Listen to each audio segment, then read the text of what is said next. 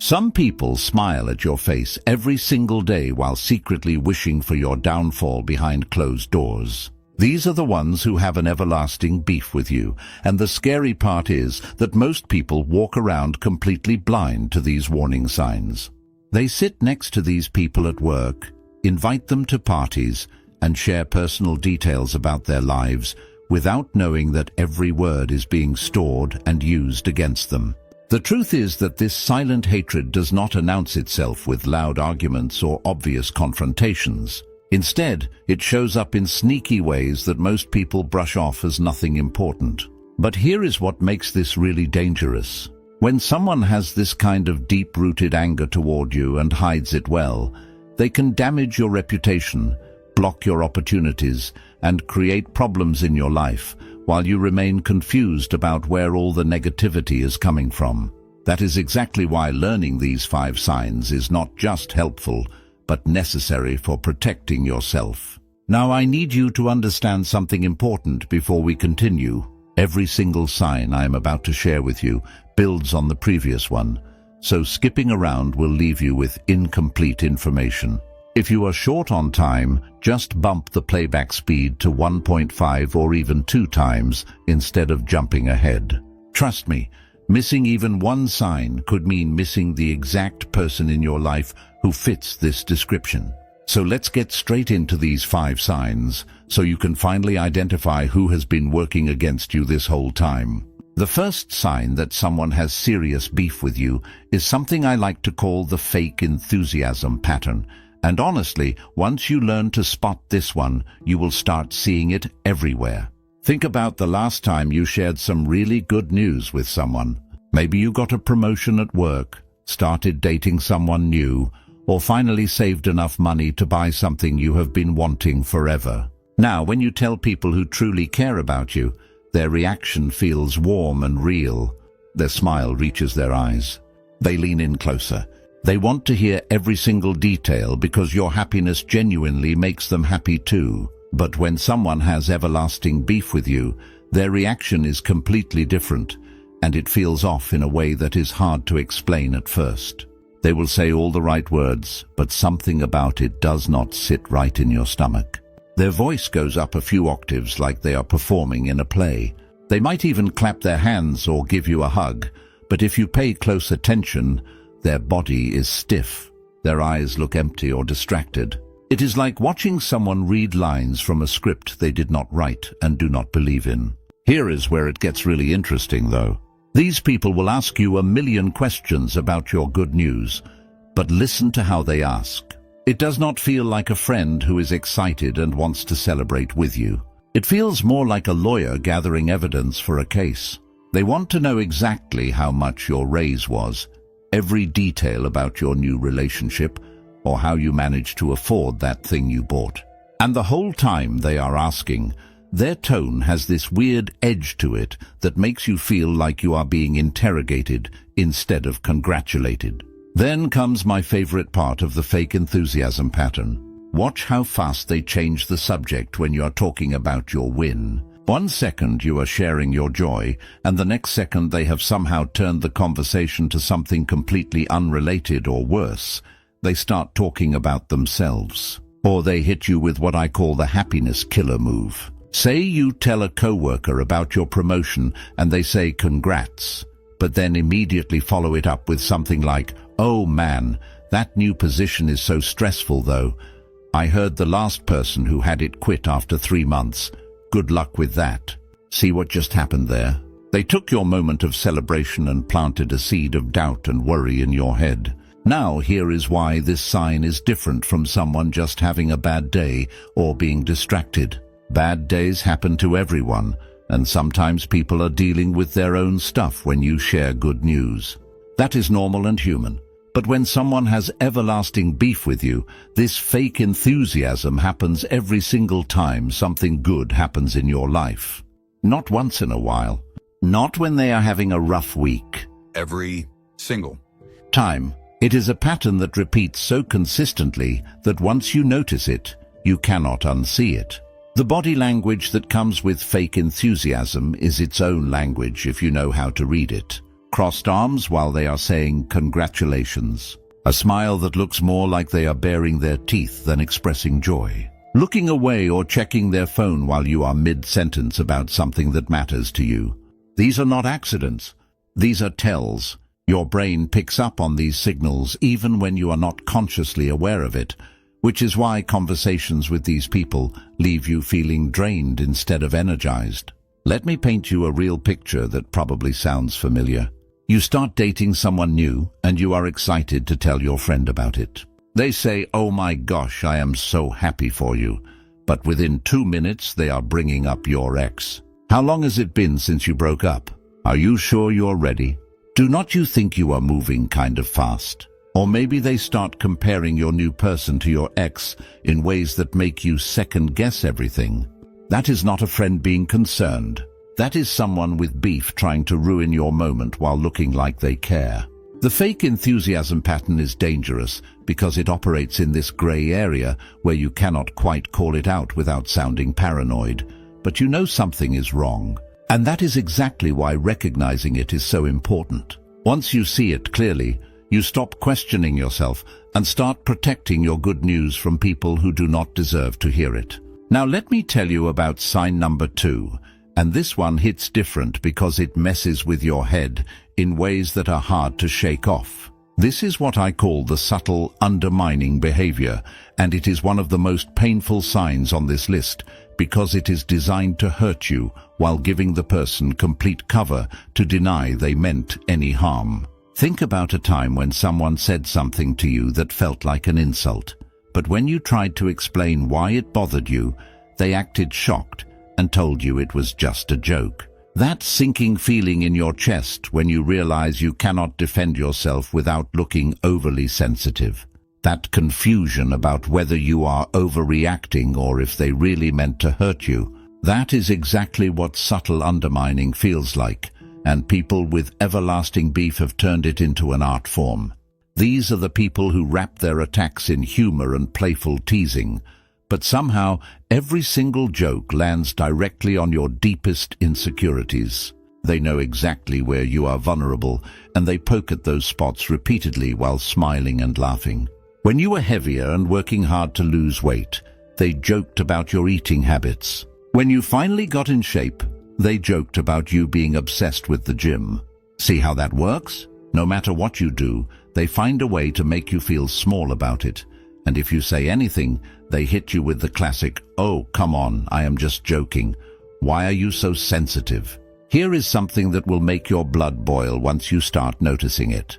People with everlasting beef have perfect memory when it comes to your mistakes and embarrassing moments. That time you tripped in front of everyone 3 years ago?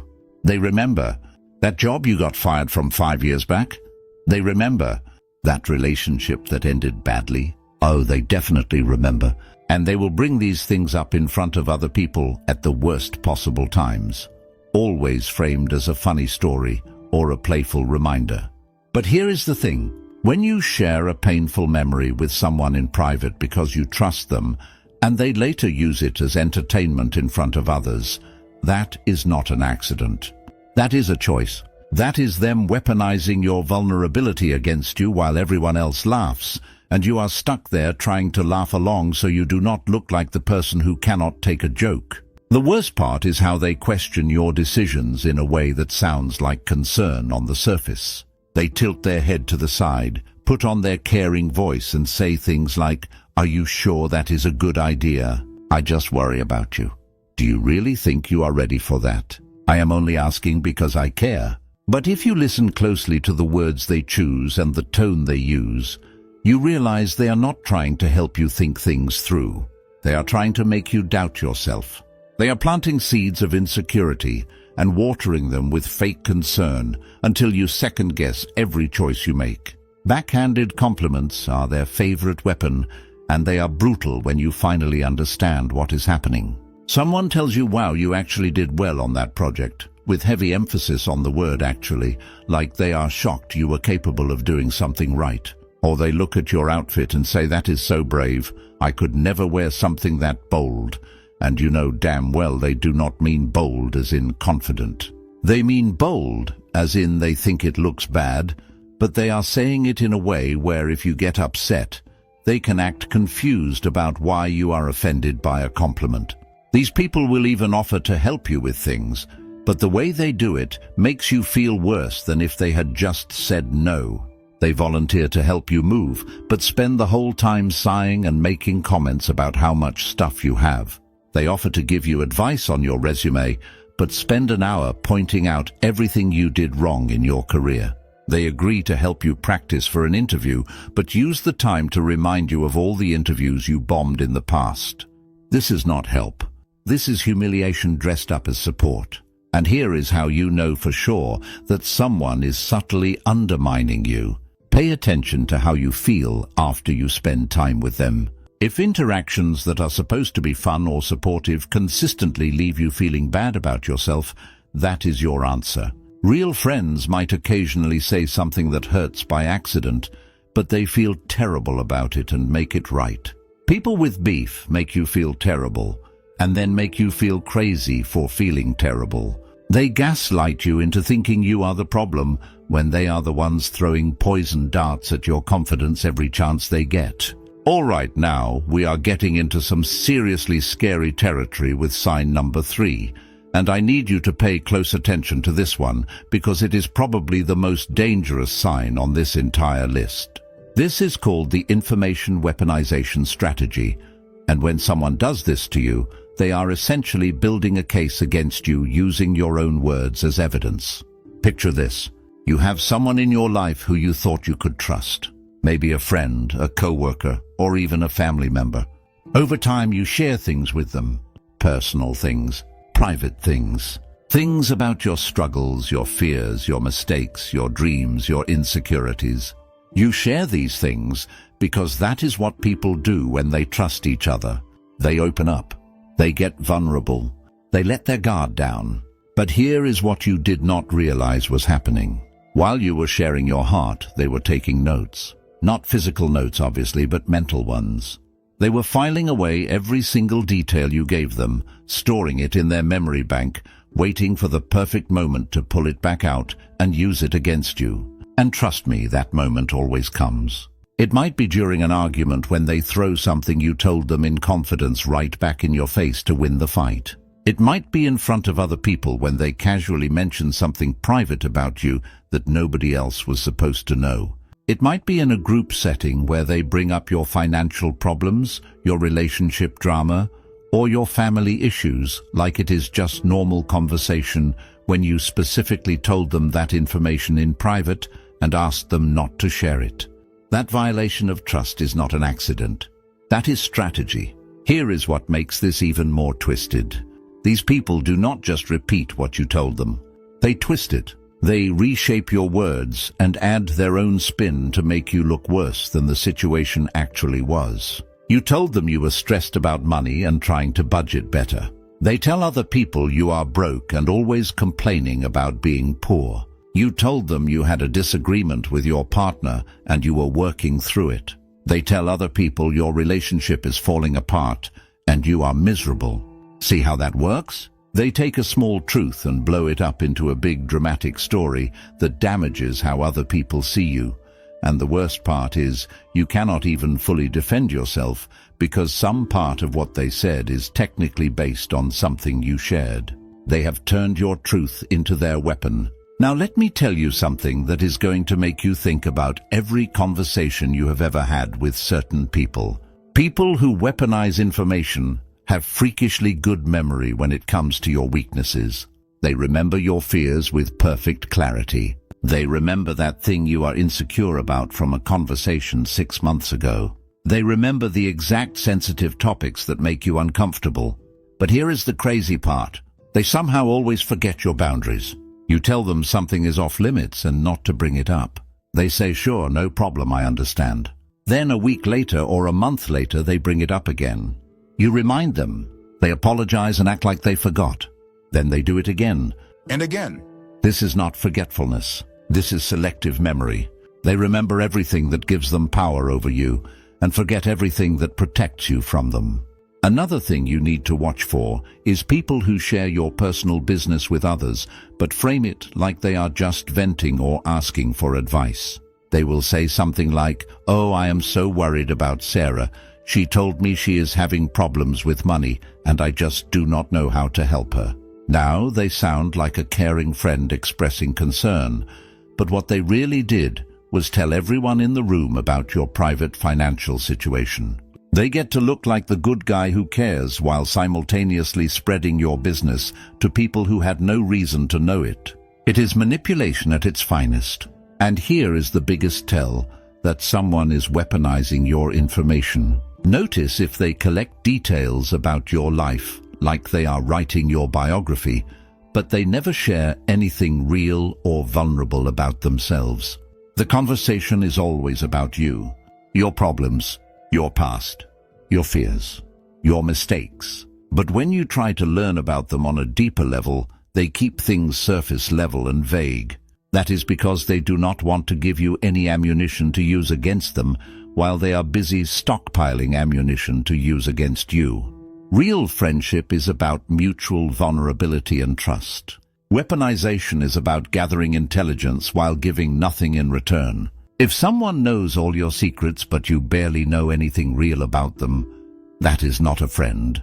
That is someone with a hidden agenda, and your personal information is helping them build their case against you. Now, sign number 4 is going to hit you right in the heart because this one is about belonging, and nothing hurts quite like realizing someone has been working behind the scenes to push you out of places where you thought you were wanted.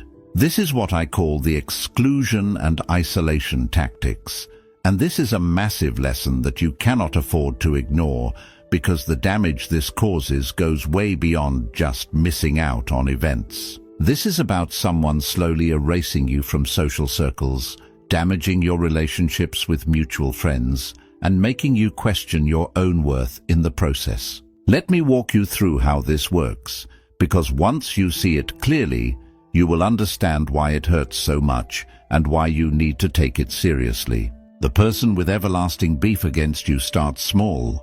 They plan a dinner or a hangout with your friend group, and somehow your name just does not come up when they are making the plans. When you find out about it later, they act surprised and say something like, "Oh my gosh, I totally thought someone else invited you. I am so sorry." It seems innocent enough. Mistakes happen, right? But then it happens again. And again. Or they invite you, but they do it so late that there is no way you can actually make it, and then they post pictures of the event on social media, making it look like everyone was there having the time of their lives without you. Here is where it gets really painful. These people create inside jokes and shared experiences with your mutual friends that deliberately leave you out, and every time the group gets together after that, those inside jokes come up. Everyone laughs. Everyone understands the reference. Everyone except you. And each time it happens, you feel a little more distant from the group, a little more like an outsider, a little less like you belong. This is not accidental. This is someone positioning themselves as the center of your social circle and making sure you stay on the outside looking in. They are building bonds with your friends that exclude you by design, and the more this happens, the more your friends start to see you as separate from the group instead of part of it. Now let me tell you the part that makes this truly evil. While this person is excluding you from events and creating distance between you and your friends, they are also talking about you when you are not there. Not in obvious mean ways that would make them look bad, but in subtle ways that slowly turn people against you. They might say things like, "I invited her, but she said she was busy. She never seems to want to hang out anymore," which makes you look like the person who is pulling away, when really they are pushing you out. Or they say, "I do not know what is going on with him lately. He seems kind of off," which plants a seed in everyone's mind that something is wrong with you. Little by little, comment by comment, they are building a narrative about you that changes how your mutual friends see you, and you have no idea this is happening until the damage is already done. When you finally notice the pattern and say something about feeling left out, watch what happens next. They act so confused and apologetic. They say things like, "Oh no, I had no idea you felt that way. We definitely need to include you more. I feel so bad." They might even make a big show of inviting you to the next thing to prove they care. But then the pattern continues. The exclusion keeps happening. The late invites keep coming. The inside jokes keep growing. Their apology was just performance. It was just something to say to get you to stop questioning what is happening. And this is the lesson you need to burn into your brain right now. When someone repeatedly excludes you, apologizes when you notice, but then keeps doing the exact same thing, that is not forgetfulness or poor planning. That is intentional. That is someone who wants you isolated from the group, but does not want to look like the bad guy while they do it. They want you gone, but they want it to look like you left on your own or like it just naturally happened. Here is what you need to understand about why this matters so much. Humans are social creatures. We need connection and belonging. When someone systematically removes you from your social circles, they are not just making you miss parties. They are attacking your support system. They are damaging your friendships. They are making you question whether people actually like you or if you have been fooling yourself this whole time. The emotional damage from isolation tactics can last for years because it makes you doubt your own worth and your ability to form real connections. So when you spot this sign in your life, when you see someone working to push you out and isolate you from others, you need to recognize it for what it is. It is not in your head. It is not you being overly sensitive. It is someone with everlasting beef doing real damage to your social life and your mental health, and you deserve better than that. Now I want you to take a second and really think about the relationships in your life as we talk about sign number 5, because this one is going to make you reflect on some experiences that you might have brushed off or explained away in the past. This is called the strategic support withdrawal, and it is one of those signs that becomes painfully obvious once you start paying attention to the pattern. Think back to the last time you genuinely needed help from someone. I am not talking about wanting help or preferring to have help. I am talking about those moments when you actually needed someone to show up for you. Maybe you were moving and you needed help carrying furniture. Maybe you were going through something difficult and needed someone to talk to. Maybe you had an important event and needed someone to be there with you. Now think about who you asked for help and what happened next. Did they show up? Did they follow through on what they promised? Or did they suddenly have an excuse for why they could not make it? Here is what strategic support withdrawal looks like. Someone promises to help you with something important. They say yes when you ask. They even seem enthusiastic about it. But as the day gets closer, they start sending signals. They mention how busy they are. They bring up other things they have going on. Then the day before or even the morning of, they hit you with the cancellation. Something came up. They are not feeling well. Their car broke down. They forgot they had another commitment. The excuse changes, but the result is always the same. They are not there when you actually need them. Now here is where you need to pay very close attention to your own experiences. Think about how many times this has happened with the same person. Once or twice could be bad luck or legitimate emergencies. But if the same person repeatedly agrees to help you and then bails with weak excuses, that is a pattern. That is strategy. And here is the part that is going to make you angry when you realize it. While this person is never available when you need them, they expect you to drop everything the second they need something from you. They call you crying about their problems and expect you to listen for hours. They need a favor and suddenly you are the first person they think of. They have an emergency and you better come running.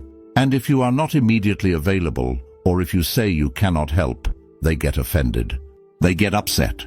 They make you feel guilty for not being there, even though they have bailed on you over and over again. See how one-sided this relationship has become.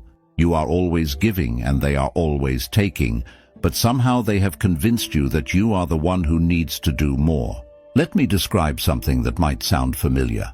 Have you ever shared a problem or struggle with someone, and instead of showing genuine interest or concern, they immediately minimize what you are going through? They say things like, "Oh, that is nothing. You should hear what happened to me," or "At least you do not have to deal with what I am dealing with."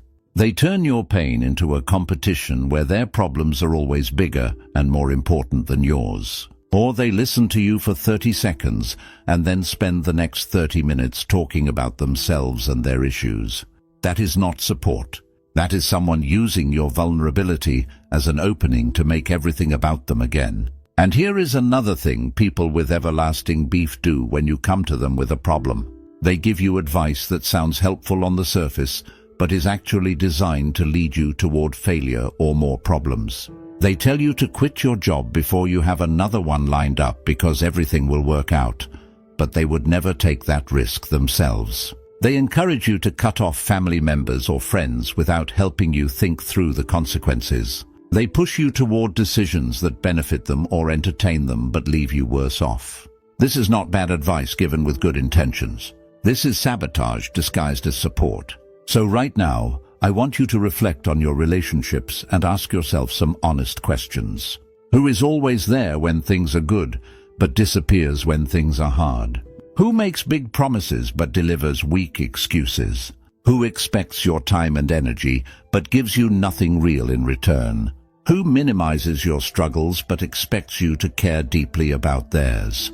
If the same name keeps coming up as you answer these questions, that is someone with everlasting beef who has been strategically withdrawing their support from you while keeping you locked into supporting them. This is not friendship. This is not love. This is not what real relationships look like. Real support goes both ways. Real friends show up even when it is inconvenient. Real love does not keep score, but it also does not leave one person constantly giving while the other person constantly takes. So take this moment to really see the pattern for what it is, and once you see it, start making different choices about who deserves your energy and your support. So let me bring this all together for you. We just walked through 5 clear signs that someone has everlasting beef with you. The fake enthusiasm that feels empty and forced. The subtle undermining disguised as jokes and concern. The weaponization of your personal information. The exclusion and isolation tactics that push you out of social circles. And the strategic withdrawal of support when you actually need it. These 5 signs do not just exist separately. They work together to create a pattern of hidden hostility that damages your peace, your confidence, and your relationships. Now here is what I need you to understand. Recognizing these signs is not about starting drama or cutting people off over nothing. This is about protecting your peace and your energy from people who are actively working against you while pretending to be on your side.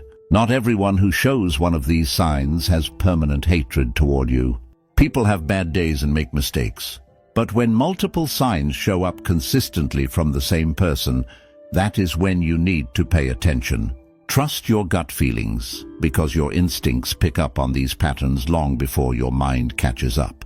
So what do you do now that you have this knowledge? Create distance from people who show these signs. Stop sharing personal information with them. Build stronger connections with people who genuinely support you and celebrate your wins. Your awareness is your protection now. You do not have to wonder anymore why certain relationships feel wrong. You know. And knowing means you get to make better decisions about who deserves access to your life, your time, and your energy. After watching this video, going back to ignoring these signs would be like walking into traffic with your eyes wide open. You know better now, so do better. That video the algorithm is suggesting to you right now, click it. YouTube knows exactly what you need to watch next, based on what actually helps people like you. Thank you for watching. And if someone in your life needs to hear this information, share this video with them. Protect yourself and help others protect themselves too.